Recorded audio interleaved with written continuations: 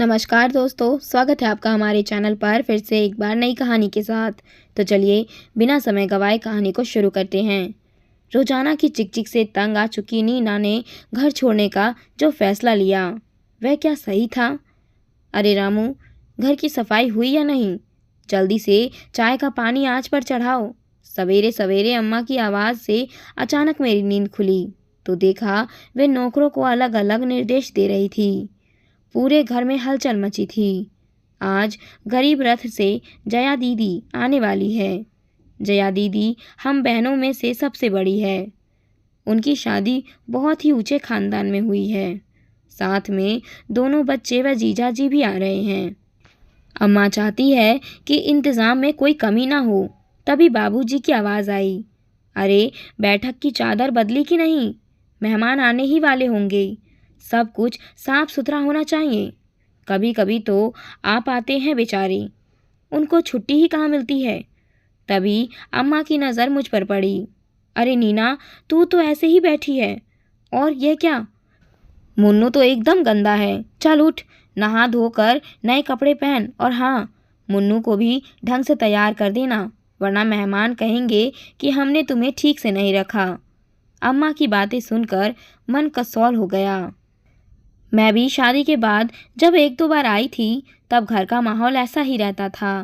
पहली बार जब मैं शादी के बाद मायके आई थी तब सब कैसे खुश हुए थे। क्या खिलाए, कहाँ बिठाए, लग रहा था जैसे मैं कभी आऊँगी ही नहीं। लेकिन कितने दिन ऐसा आदर सत्कार मुझे मिला।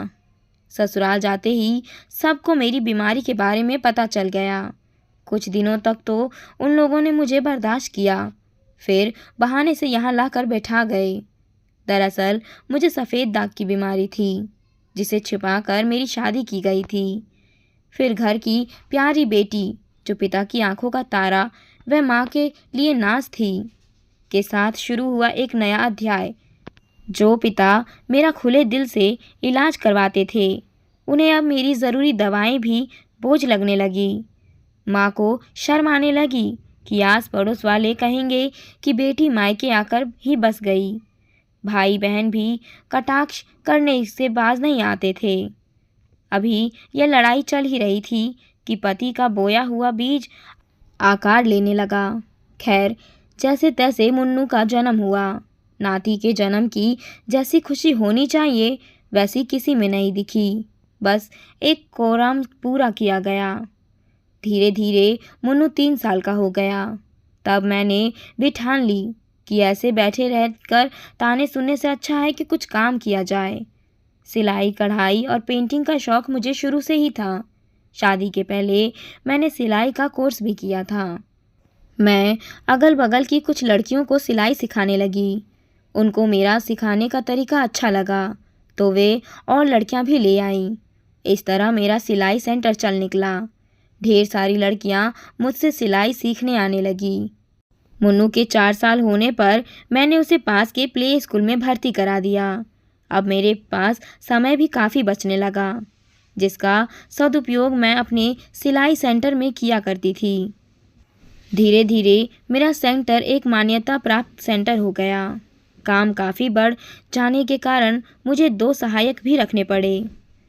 इससे मुझे अच्छी मदद मिलती थी। अभी ज़िंदगी ने रफ्तार पकड़ी ही थी कि भैया की शादी हो गई। नई भाभी घर में आई तो कुछ दिन तो सब कुछ ठीक रहा, मगर धीरे धीरे उनको मेरा वहाँ रहना नागवारा गुजरने लगा।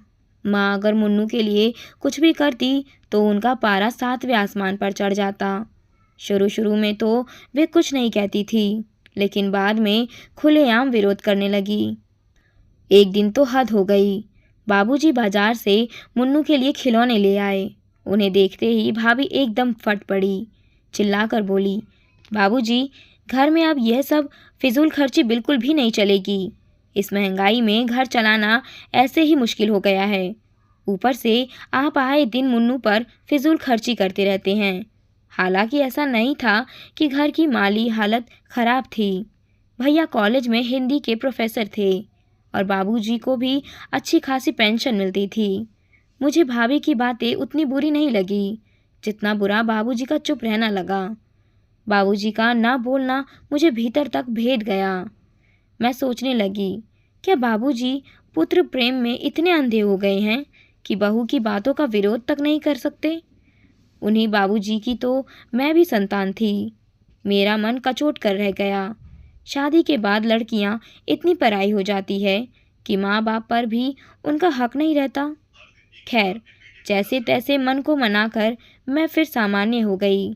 मुन्नू को स्कूल भेजना और मेरा सेंटर चले जाना जारी रहा। मेरा सिलाई सेंटर दिन ब दिन मशहूर होता जा रहा था। अब आसपास के गांवों की लड़कियां और महिलाएं भी आने लगी थी। मेरी कमाई अब अच्छी होने लगी थी, इसलिए मैं हर महीने कुछ रुपए माँ के हाथ पर रख देती थी।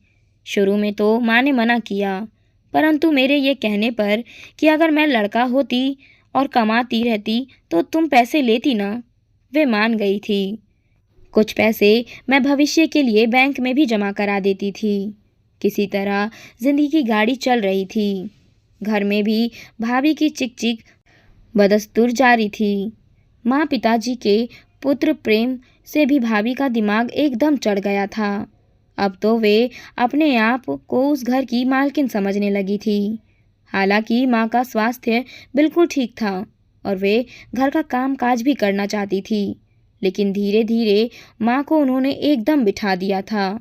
उन्हें खाना बनाने का बहुत शौक था, खासकर बाबूजी को कुछ नया बना बनाकर खिलाने का, जिसे वे बड़े चाव से खाते थे।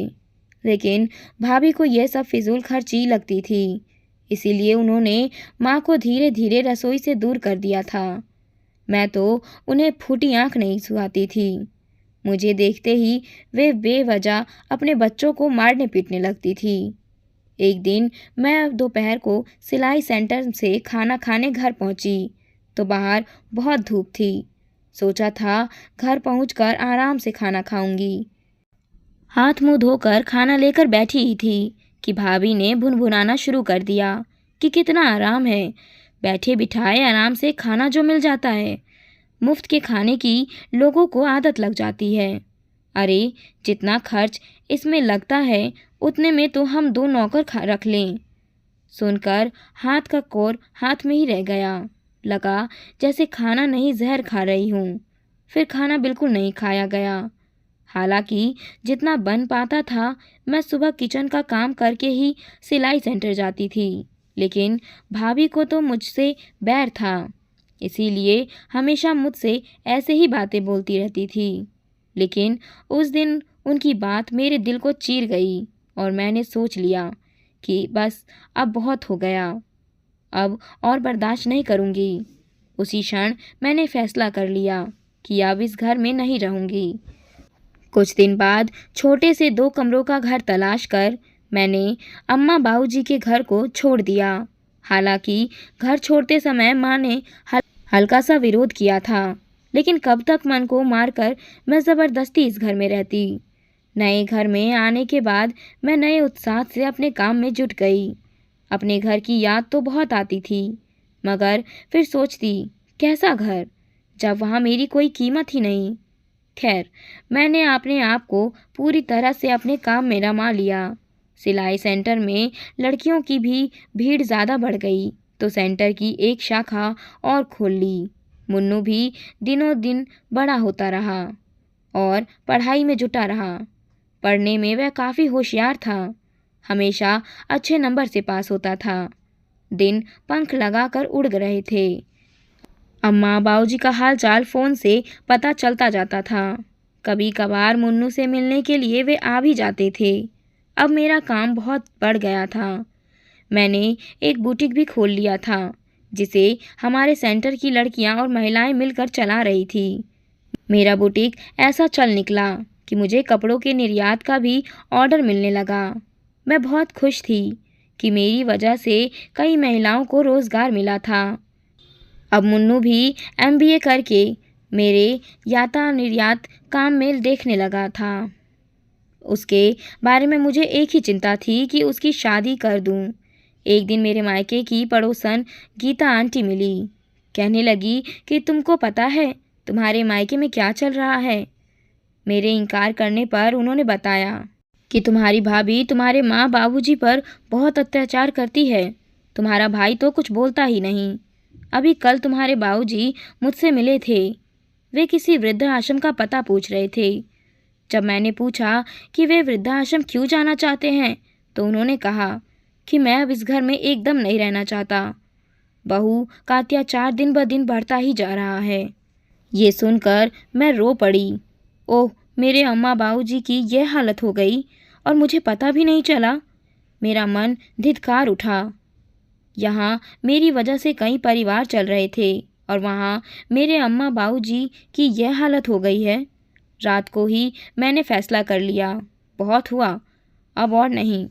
अम्मा बाबूजी को यहीं ले आऊँगी। अगले ही दिन गाड़ी लेकर मैं और मुन्नू उनको लाने के लिए घर गए। हमें देखते ही वे रोने लगे। हमने उन्हें चुप कराया, फिर साथ चलने को कहा। अभी वे कुछ बोलते उससे पहले ही वहाँ भाभी आ गई और अपना वही अनगढ़ प्रलाप करने लगी। बाबूजी ने उनकी तरफ देखा और शांति से बस इतना ही कहा, हमें जाने दो बहू। अम्मा बाबूजी गाड़ी में बैठ गए। मुझे लगा आज मैं हवा में उड़ रही हूँ।